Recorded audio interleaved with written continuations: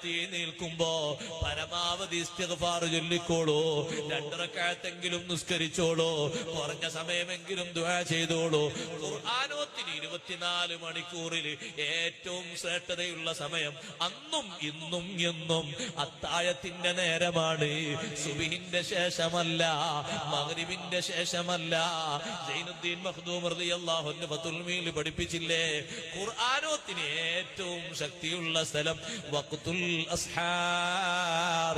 ഒരു പേജെങ്കിലും എന്നും പതിവായി റമദാനിൽ ഓതാൻ ഒരുമിക്കോ. സമയം അതിനു വേണ്ടി നീക്കിവെച്ചോ. നാവിലേക്ക് കാരക്ക വെക്കുമ്പോ ആദ്യമായി നിന്റെ വായിലൂടെ ഉള്ളിലേക്ക് ഉമിനീരിറങ്ങിയിട്ട് നോമ്പ് തുറക്കുന്ന സമയത്ത് എന്ത് ഖൈറാണോ നീ അല്ലാഹുവോട് ദ്വാരക്കുന്നത്, അതിന് ഉത്തരമുണ്ടെന്ന് സയ്യിദുനാ റസൂലുള്ളാഹി സ്വല്ലല്ലാഹു അലൈഹി വസല്ലം മറന്നു പോകരുത്. അന്നാന്നത്തെ നോമ്പ് അല്ലാഹ് കബൂലാക്കി തരാൻ ഒന്ന് ദുആ ചെയ്തോ. വൈകല്യങ്ങൾ ധാരാളമല്ലേ, നമ്മള് മാസൂമീങ്ങളല്ലല്ലോ.